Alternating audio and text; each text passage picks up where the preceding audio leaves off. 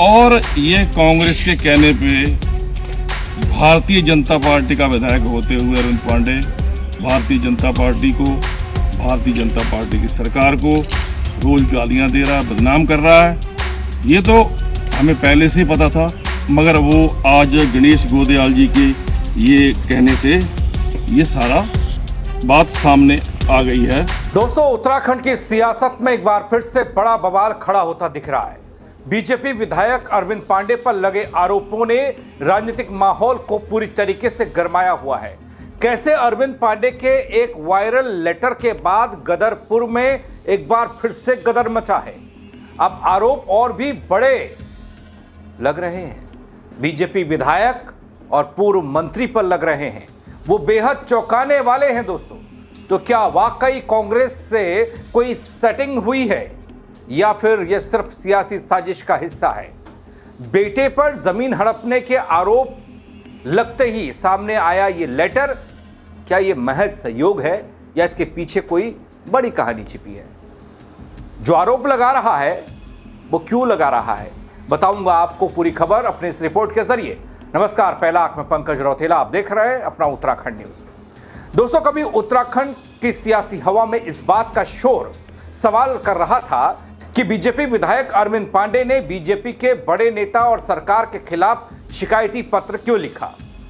जिस चिट्ठी को कांग्रेस के जरिए सार्वजनिक किया गया, जिस पत्र में दोस्तों गदरपुर विधायक अरविंद पांडे के कथित तौर पर तमाम गंभीर आरोप पार्टी के बड़े नेताओं, यहां तक कि सरकार में बैठे लोगों पर लगा दिए गए, मुख्यमंत्री को नहीं छोड़ा गया, कई नेताओं पर आरोप लगे। ये क्यों लगे? ये सवाल सबके जहन में था। क्या ये चिट्ठी वाकई में बीजेपी के विधायक, प्रदेश के पूर्व शिक्षा मंत्री अरविंद पांडे ने लिखी? इस पर अरविंद पांडे की तरफ से अब तक कोई रिएक्शन नहीं आया, और रिएक्शन आया तो वो दूसरी तरफ से और बड़े आरोपों के साथ। इस घटनाक्रम के बाद उबाल एक बार फिर से दिख रहा है। वो उबाल क्यों दिख रहा है, वो बयान क्या है, दूरगामी प्रभाव क्यों चेतावनी देने वाले हैं, ये सब आपको बताऊंगा। अब कहानी में जो नया मोड़ आया है उसे समझिए। उत्तराखंड अल्पसंख्यक आयोग के पूर्व अध्यक्ष सुखदेव सिंह नामधारी और गदरपुर के पूर्व पालिका अध्यक्ष सुरेश कंबोज, ये एक साथ बैठकर अरविंद पांडे के खिलाफ बड़े बड़े खुलासे करते दिखाई दिए। कागज पत्री के साथ बैठे थे, अपना कड़वा अनुभव तो साझा कर ही रहे थे, बाकी सबूतों के साथ तमाम बातों को रख रहे थे। जरा सुखदेव सिंह नामधारी को सुनिए तो आप। तो जो आप सारे यहाँ प्रिंट मीडिया और इलेक्ट्रॉनिक मीडिया के सारे मेरे भाई आए हो, आपका बहुत बहुत धन्यवाद कि आप बहुत कम समय में आपको हमने बताया तो आप यहाँ पहुँचे हैं। देखिए, आज कुछ प्रदेश कांग्रेस के अध्यक्ष गणेश गोदयाल जी ने प्रेस की है देहरादून में। हालांकि वो उसका हमें अंदेशा कई दिनों से था, तो हमें पता था कि ये बातें होने वाली हैं, और ये आज उन्होंने प्रेस करी और वो आज क्लियर हो गया। उनके द्वारा अरविंद पांडे के जो बारे में कहा गया कि एक ये लेटर आया उनके द्वारा, तो हम तो पहले से ही कह रहे हैं कि ये अरविंद पांडे की कांग्रेस के लिए सेटिंग हो चुकी है और इसकी बात हो चुकी है और इसको कांग्रेस में जाने की तैयारी है। तो दोस्तों, सुखदेव सिंह नामधारी ने आरोप लगाया कि विधायक बीजेपी के अरविंद पांडे पार्टी के भीतर खलबली मचाने का काम कर रहे हैं। यह उनकी सोची समझी रणनीति का हिस्सा है और वो पार्टी से जाने की तैयारी में है। सुखदेव सिंह कहते हैं कि बीजेपी का विधायक होते हुए अरविंद पांडे लगातार अपनी ही सरकार, अपनी ही पार्टी की आलोचना कर उसे बदनाम करने का काम कर रहे हैं। अब गणेश गोदयाल बयान देते हैं, एक पत्र जारी करते हैं, इससे साफ होता है कि अरविंद पांडे कहीं ना कहीं कांग्रेस से जुड़ चुके हैं। यह आरोप बड़ा है दोस्तों। और ये कांग्रेस के कहने पे भारतीय जनता पार्टी का विधायक होते हुए अरविंद पांडे भारतीय जनता पार्टी को, भारतीय जनता पार्टी की सरकार को रोज गालियां दे रहा है, बदनाम कर रहा है। ये तो हमें पहले से ही पता था, मगर वो आज गणेश गोदियाल जी के ये कहने से ये सारा बात सामने आ गई है। और इसी को हम पहले भी हमें पता था कि ये इसकी सेटिंग हो चुकी है। इसने सरकार की रोज ठेका उठा लिया है कि सरकार का, भारतीय जनता पार्टी की छवि खराब करने का ये अरविंद पांडे का डेली का काम हो गया है। इसने बीजेपी को डेली नुकसान पहुंचा रहा है, सरकार को नुकसान पहुंचा रहा है, मुख्यमंत्री के खिलाफ बोल रहा है। और आज जैसे इसकी तारीफों के इसको बहुत बड़ा धर्मात्मा बताया जा रहा है गणेश गोदियाल जी द्वारा, तो वो क्लियर हो गया है। दोस्तों, नामधारी यही नहीं रुकते, आरोप और लगाते हैं। अरविंद पांडे के खिलाफ 30 से 35 मुकदमों का जिक्र बाकायदा सबूतों के साथ करते हैं। साथ ही उन पर अपने रिश्तेदारों को सरकारी विभागों और चीनी मिल में नौकरी दिलवाने का आरोप लगाते हैं। कहते मंत्री रहते हुए अरविंद पांडे ने तमाम खेल किए। कहते जातिवाद का वो समर्थन नहीं करते, लेकिन जब अरविंद पांडे मंत्री थे तो उस दौर में अरविंद पांडे ने किन किन लोगों को कैसे कैसे सट किया, इन सब की जानकारी उनके पास है। इस धर्मात्मा के बारे में आज गणेश गोदियाल जी बोल रहे थे। उस धर्मात्मा के बारे में बताना चाहूंगा कि इसके ऊपर 30 से 35 केस हैं। ये लिस्ट मेरे सामने है। वो कैसे बन गए, क्यों बने, ये गणेश गोदियाल जी भी इसकी जांच करा लें और देख लें। इसमें 30 से 35 केस हैं लिस्टों में। और 302 का एक दिन अरविंद पांडे कह रहा था कि मेरे ऊपर मुकदमा लग गया, और बाद में उन बालकों ने सोचा हमारे से गलती होगी, झूठा मुकदमा लग गया। उस झूठे मुकदमे की बात है। ये इसने जब मंत्री था तो शासन से ये मुकदमा वो अपने दबाव में वापस करवाया, और फिर यहाँ उनको कहा राजकुमार को कि मैं तुम्हारे पे झूठा मुकदमा दर्ज करा के जेल भिजवा दूंगा, तुम इसमें सहमति दो। और उसने सहमति दी, और शासन का यह आदेश है मुकदमा वापसी का, तब ये मुकदमा वापसी हुआ।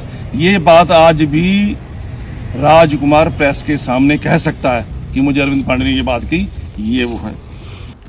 तो दोस्तों, वही गणेश गोदियाल, क्योंकि गणेश गोदियाल वो शख्स है बीच में जो पत्र जारी करते हैं। कहते अरविंद पांडे का ये पत्र है, और इस पत्र में लगाए गए तमाम आरोप, की गई शिकायतें इस बात की बुनियाद है कि बीजेपी में सब कुछ ठीक नहीं है। लेकिन यहां तो नामधारी ने तो गणेश गोदियाल को भी लपेट लिया, पलटवार किया। नामधारी ने कह दिया कि उनके खिलाफ बिना तथ्यों के टिप्पणी की गई। उन्होंने चेतावनी दी, अगर जल्द ही मानहानि का नोटिस वो भेजने वाले हैं, जवाब नहीं मिलेगा तो फिर देख लेंगे। दोस्तों, इस मौके पर सुरेश कंबोज भी मौजूद थे। उन्होंने तो अरविंद पांडे को सबसे बड़ा डकैत करार दिया। उन्हीं के अंदाज में देखिए छोटा सा बयान। मेरे ख्याल 70 विधायकों में से सबसे बड़ा डकैत साबित हुआ। दोस्तों, मामला बेहद बड़ा और पेचीदा होता जा रहा है। राजनीतिक जानकारों का मानना यह कि यह विवाद आगामी समय में और ज्यादा गहराने वाला है। सत्ता और विपक्ष के बीच टकराव तेज होने वाला है। फिलहाल इस मुद्दे पर प्रदेश भर में चर्चा का बाजार गर्म है दोस्तों, और सभी की नजरें आने वाले घटनाक्रम पर जा टिकी है। आगे क्या होगा बल, वो देखना बड़ा दिलचस्प होगा। क्या आने वाले वक्त में गदरपुर में बड़ा सियासी गदर होने वाला है? क्या ये उसी का संकेत है या फिर कुछ और?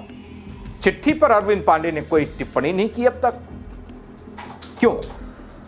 क्या अरविंद पांडे बीजेपी का साथ छोड़ रहे हैं? क्या वो कांग्रेस में जा रहे हैं? क्योंकि इशारे तो कुछ ऐसे ही हो रहे हैं। उनके खिलाफ जिस तरीके से ये प्रेस कॉन्फ्रेंस हुई या फिर ये बयान आया, वो तो इस बात का संकेत दे रहा है कि पाला बदल चुके हैं अरविंद पांडे। इसीलिए तो खुलकर भी कभी बीजेपी के नेताओं के खिलाफ, कभी सरकार के खिलाफ, कभी मुख्यमंत्री धामी के खिलाफ, कभी बयान के जरिए शिकायत, कभी पत्र के जरिए शिकायत, कभी दिल्ली दौड़ के शिकायत।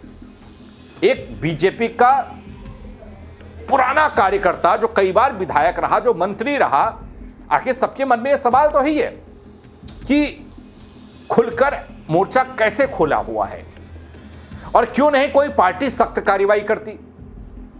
जवाब तलब, सफाई पेश करिए। इसके अलावा अरविंद पांडे के खिलाफ दोस्तों कोई भी पार्टी की तरफ से कार्रवाई नहीं हुई अब तक। और उनके अनुशासनात्मक रवैये की बात करूं तो एक नहीं कई बार कई मर्तबा उन्होंने पार्टी की किरकिरी कराई, सरकार के काम पर सवाल उठाए, सरकार के अधीन काम करने वाले अधिकारियों के रवैये पर सवाल उठाए। लेकिन मजाल की कोई कुछ कह दे, क्या कोई मजबूरी है? और इन सब में प्रदेश के मुख्यमंत्री और प्रदेश के बीजेपी के तमाम बड़े नेताओं की क्या भूमिका है? क्या जिस गुटबाजी का जिक्र करते हैं उस गुटबाजी की वजह से अरविंद पांडे पर उंगली नहीं उठती? दोस्तों, आपको याद होगा एक दौर में अरविंद पांडे नाराज हुए थे, उनके खिलाफ उनके कैंप कार्यालय को अवैध बताते हुए उसको हटाने की बात आई थी। तो हरिद्वार से एक हेलीकॉप्टर तैयार हुआ था, कई नेता उसमें उड़ने वाले थे और वो गदरपुर पहुंचने वाले थे। वो तो कोई दिल्ली से फोन आया और उन्होंने कहा भाई क्या कर रहे हो, बदनामी हो जाएगी, किरकिरी हो जाएगी, पार्टी की बात बाहर चली जाएगी, इसलिए रुक जाओ। वो मामला वहां शांत हो गया। लेकिन इधर अरविंद पांडे और अरविंद पांडे से जुड़ी ये सियासी शोरगुल शांत होने का नाम नहीं ले रही। लेकिन ये बड़े आरोप, ये क्या कहते हैं दोस्तों? इस खबर को लेकर आप क्या कहेंगे? अपनी राय जरूर दीजिएगा, कमेंट के जरिए बताइएगा, मुझे शेयर करिएगा और लोग भी देख पाए, समझ पाए। फेसबुक पर देखेंगे तो फॉलो कीजिएगा, यूट्यूब पर देखेंगे तो सब्सक्राइब कीजिएगा। मेरे साथ जुड़ने के लिए आप सबका बहुत शुक्रिया। जय उत्तराखंड गढ़ी। और ये कांग्रेस के कहने पे भारतीय जनता पार्टी का विधायक होते हुए अरविंद पांडे भारतीय जनता पार्टी को, भारतीय जनता पार्टी की सरकार को रोज गालियां दे रहा है, बदनाम कर रहा है। ये तो हमें पहले से ही पता था, मगर वो आज गणेश गोदयाल जी के ये कहने से ये सारा बात सामने आ गई है।